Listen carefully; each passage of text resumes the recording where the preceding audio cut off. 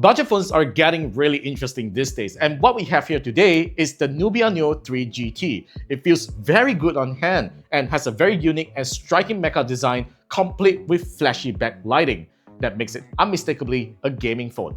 It's also got an amazing 6.8-inch 120Hz AMOLED screen with a 1200Hz touch sampling rate. It also has capacitive gaming triggers on the top, which is just so unique, and with all this cool stuff, it costs just 11.99 ringgit in Malaysia, which is a great value considering these features are usually available on more expensive flagship gaming phones.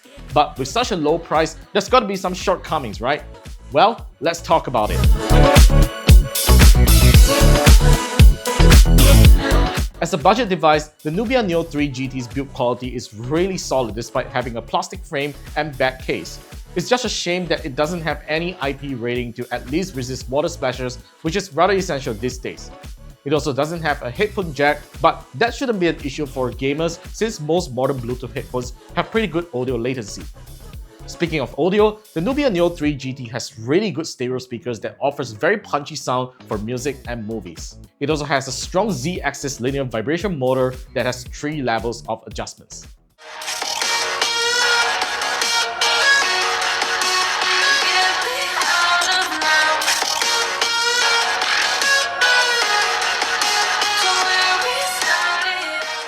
Unlike its similar price competitors, the Nubia Neo 3 GT uses a Unisoc T9100 processor paired with 12 gigs of RAM and 256 gigs of non-expandable storage. The processor uses an older 6nm process, but it is still no slow performer compared to some similar class 4nm chips. At least it feels very snappy when I launch and switch between apps. But having non-expandable storage can be a deal breaker for some, especially when this is such a great phone for media consumption and games today can easily take up storage. When it comes to gaming, the trigger buttons work really well and there are a ton of gaming features that can enhance your gameplay. The phone's graphics can handle most game titles with no lags if you don't push graphics quality and provided if you don't pixel peep, as games don't run its native Full HD resolution. The Nubia Neo 3 GT software is preloaded with several games which can thankfully be uninstalled. The user experience is really good and I'm happy that it doesn't come infested with ads or any third-party app stores. I had a lot of fun with some interactive live wallpapers that you can play on the home screen. There's even a waifu called Demi that you can set on the home screen and interact with. The phone isn't short of AI features either, even though it doesn't come with Google's Circle to Search, but it still has a pretty good real-time AI call translation feature if you're making phone calls to a foreign friend. Where the Nubia Neo 3 GT really falls short is the camera department, just like any gaming phones. The 50-megapixel main camera takes pretty dull-looking photos and occasionally overexposes when sunlight is too strong.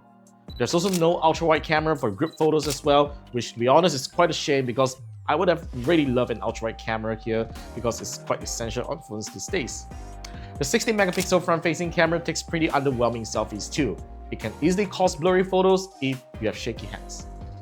The Nubia Neo 3 GT is a 2-day battery phone with its large 6000 mAh battery provided if you don't turn on the LED lights, which can suck quite a bit of power, but just in case if you have it on all day or you just have a heavy day that requires the phone to be charged in just a day, it thankfully supports really fast charging at 80 watts with its provided power brick, which can get you back online in just as short as 30 minutes from single-digit battery levels, which is something really amazing and not commonly found on similar priced phones. So, is the Nubia Neo 3 GT worth buying for the cash-strapped mobile gamer? Well, it absolutely delivers great value for the price and I can't see any reason not to recommend if you want a good performing smartphone to play a few games on it but don't care about the camera.